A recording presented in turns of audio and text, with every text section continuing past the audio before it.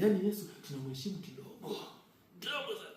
Mimi ndio maana huwa nakuwa daima nakubali kuingia gharama kubwa sana kwa ajili ya ibada. Mimi huwa naambia watoto wangu wa chuo kikuu, nimejua ni watoto. Ni wajinga sana.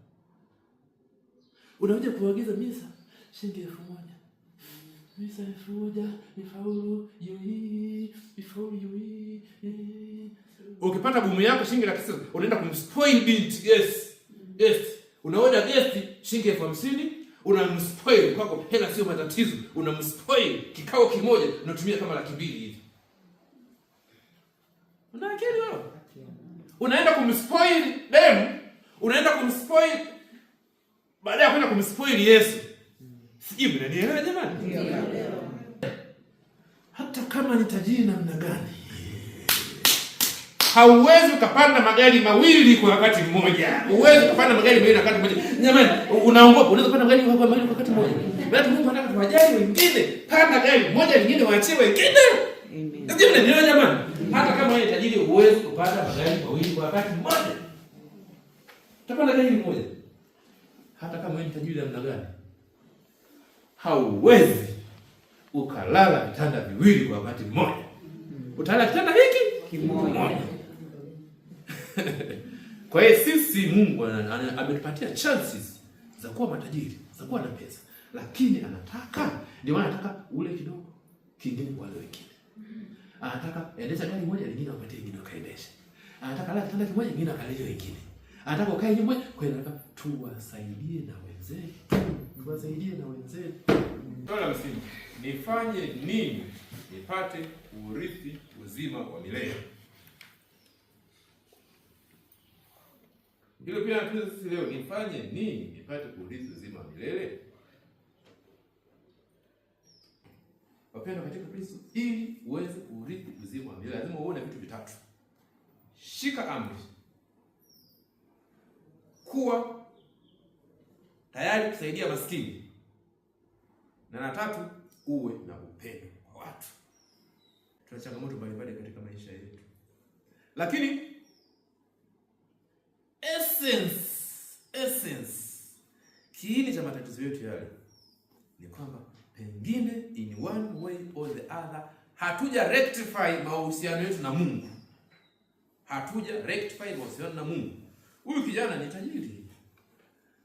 Amri ameshika, lakini ameshika amri kutokana na kwamba mfumo wake ulikuwa unamlinda asishike amri. Tumezivyo siku hizi. Yeah. Sisi wengi tumezaliwa katika mazingira magumu huko vijijini huko. Kudokoa ilikuwa ni kawaida. Kudokoa ilikuwa ni nini? Kawaida. Na mwingine mtoto amedokoa wali. Umekaa hapa. Nani amedokoa wali? Hapana, mimi sijadokoa. Kwani sijadokoa wali? Nini hiyo ngumu domoni huko?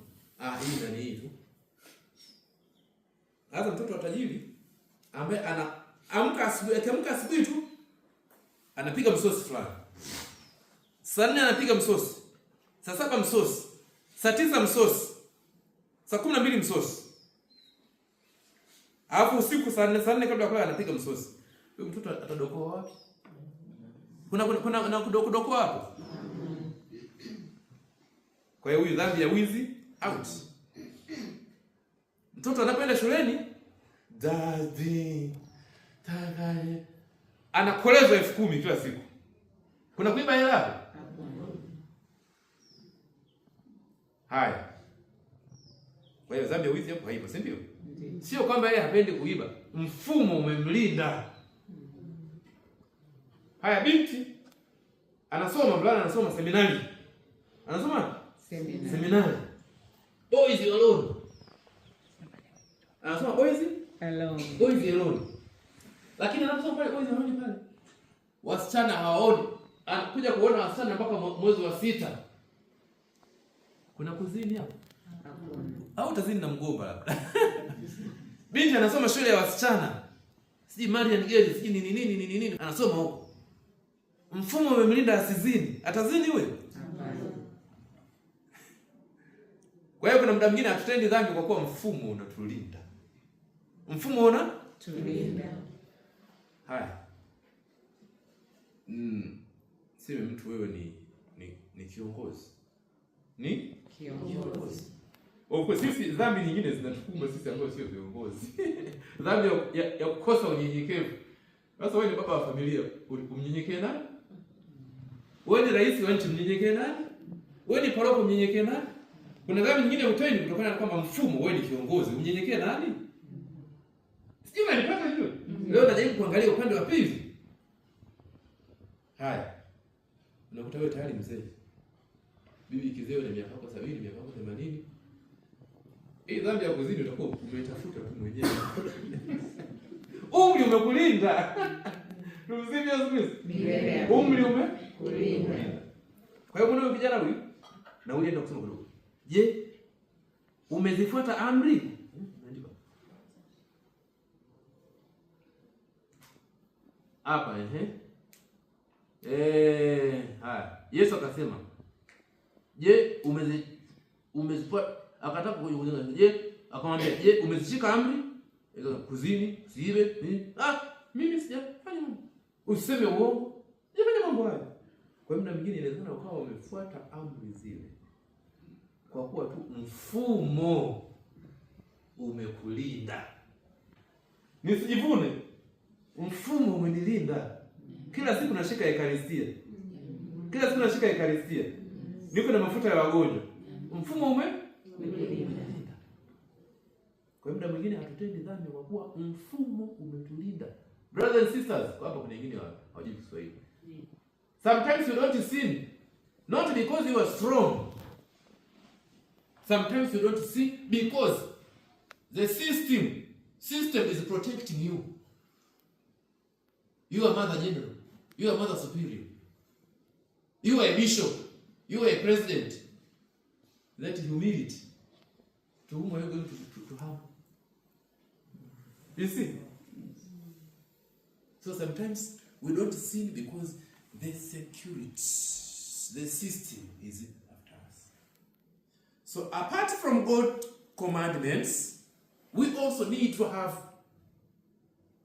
love for the poor. Love for the poor. Lazima tuwapende maskini, tuwasaidie maskini. Tuwasaidie maskini. Tuwasaidie maskini. Unapomsaidia maskini unakuwa umeenda beyond. Umeenda beyond. Lakini tena lazima tuwapende watu. Na ndio amri kuu. God and grow. Pende Bwana Mungu wako kwa nguvu zako zote na jirani yako kila kitu. Wapendwa, tunapaswa kupenda. Mungu hazuii kumiliki mali. Tumsifu Yesu Kristo. Nifafanue kidogo hapa. Mali sio mbaya. Hivi hii sanamu hii wamenunua bure? Hapana. Bila mali wanunua sanamu? Haya maua yamejaa hapa mazuri. Maua yametulia pale. Wamenunua bure haya? Hapana. Haya mameshona yamenunua kuanzia shilingi 2000 ya Tanzania. 4000. Wamenunua bure? Hapana. Hivi nguo hizi wamenunua bure hizi? Hapana. Najaribu tu kufafanua. Huu msalaba naupenda sana huu. Niliununua Uganda mwaka 2017. Huu msalaba nilinunua Uganda shilingi 70,000. Hela ya Uganda ni cha mtoto tu.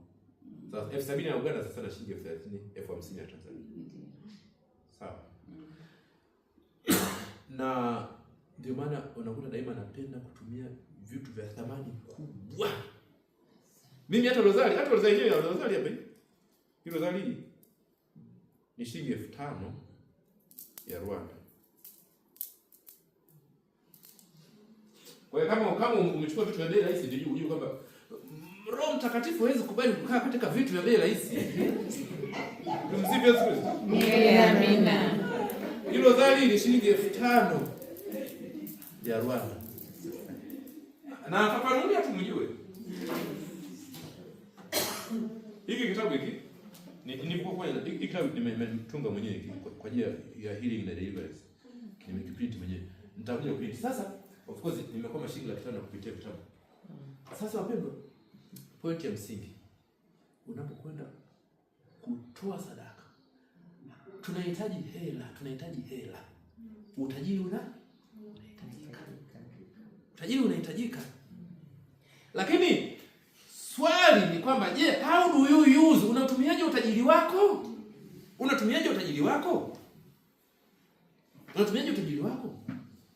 Sawa jamani? Unatumiaje utajiri wako?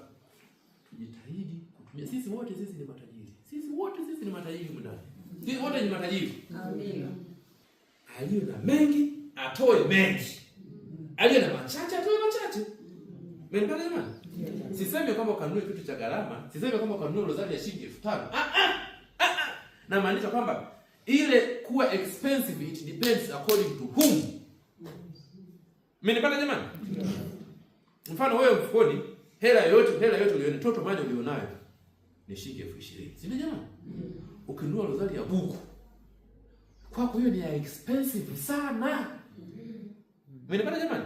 Wewe toto capital ulionayo milioni 20. Umeendaje kibeo wewe unapata mshahara wako milioni 3, unapata mshahara milioni 4, unanunua pale rozari kwa shilingi 200. Mimi kibeo yani anasema kwamba ni wivu mtakatifu. Yaani Yesu tunamheshimu kidogo sana. Mimi ndio maana huwa nakuwa daima nakubali kuingia gharama kubwa sana kwa ajili ya ibada. Mimi huwa naambia watoto wangu wale washughuli kwa nimejua ni watoto. Ni wajinga sana. Unakuja kuagiza misa shilingi 1,000. Misa 1,000 ifaulu yui. Ukipata bumu yako shilingi 1,000 unaenda kumspoil binti guest. Unaoda guest shilingi 50,000, unamspoil kwako hela sio matatizo, unamspoil kikao kimoja unatumia kama 200,000 hivi. Una akili wewe? Unaenda kumspoil dem, unaenda kumspoil baada ya kwenda kumspoil Yesu. Sijui mnanielewa jamani? Ndio. Na mimi ndio maana nakuta nyinyi maujaji. Mimi nawathamini sana nyinyi maujaji. Mmeamua ni vizuri kutumia gharama kubwa kwenda kibeo kwenda kumspoil nani? Yesu. Mimi kuspoil maanisha hii lugha ya mtaani, lugha ya Nigeria. Tumia ile kuzoea. Tumia ile kuzoea. Kutumia ile nini? Kuzoea. Sasa wanajua sema ni kuspoil, mimi naangalia kuspoil. Tumia hela kumspoil Jesus. Amen. Tumia hela kumspoil Mama Maria. Amen. Mimi pale jamani. Sawa. Na unapomspoil ikifika siku shetani anataka kuangamize, anataka kuharibie. Pia atatumia vile ambavyo ulimspoil, atasaidia kupambana na shetani kukukomania. Amina. Point ya msingi katika Kristo kwamba tunahitaji hela, lakini jaribu kuwa mwangalifu kuwajali maskini. Wapenda, chonde. Niko very serious. Hakikisha kabisa kwamba unavuka mipaka kusaidia watoto wako, kasaidia na watu wengine. Uvuke ile egoism, uvuke. Lazima nisome wapenda. Ndio baba. Jitahidi kuwasaidia watu wengine. Saidia watu wengine. Jitahidi kuwasaidia, wasaidie watu wengine wasiokuhusu. Na mimi mara nyingi huwa sipendi kuwapatia watu hizi peti mani. Ukimpatia mtu peti mani itamsaidia nini? Tafuta mtu mmoja ambaye unamfahamu, unaweza kuendelea kumsaidia kwa muda mrefu na hata msaada wako ukawa noticeable. Tafuta mtu mmoja au watatu wasaidie. Ukiweza wasomeshe. Kwa hiyo penda point ya msingi, utajiri sio shida. Shida ziko mbili. Umepateje? Umepateje? Shida ya pili, are you using with the others? Unajua shida Mungu alitumbaya matumbo yetu sijui. Yaani Mungu alitumbaya matumbo yetu ya sijui. Hata uwe tajiri namna gani, hauwezi kukala chakula zaidi ya nusu kilo. Total food haivuki nusu kilo. Uwe mlo, usiwe mlo, total food haivungi nusu kilo. Najua Mungu ametupatia nani? Kipimo hiki. Yaani piga uwe garagaza, uwe mlo, usiwe mlo. Chakula kile hakivungi nusu kilo. Utakula kwa ugali tonge 3. Utakula kwa nyama, utakula kwa ndizi, kwa nini? Utasema sisi tusiwe binafsi. Tusiwe nini? Binafsi. Ndio maana hatuwezi kula zaidi chakula, sio maji. Zaidi ya nusu kilo hatuwezi kula. Kila zaidi ya nusu kilo wewe mbovu kichwani. Tena hata kama ni tajiri namna gani, hauwezi ukapanda magari mawili kwa wakati mmoja. Uwezi kupanda magari mawili kwa wakati mmoja. Jamani, unaongopa unaweza kupanda magari mawili kwa wakati mmoja. Bado Mungu anataka tuwajali wengine. Panda gari moja lingine waachie wengine. Ndio jamani. Hata kama wewe tajiri uwezi kupanda magari mawili kwa wakati mmoja. Utapanda gari moja. Hata kama wewe tajiri namna gani, hauwezi ukalala vitanda viwili kwa wakati mmoja. Utalala kitanda hiki kimoja.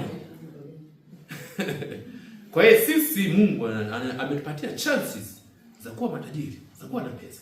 Lakini ndio maana anataka ule kidogo, kingine wale wengine. Anataka endesha gari moja lingine wapatie wengine wakaendesha. Anataka lala kitanda kimoja lingine akalalie wengine.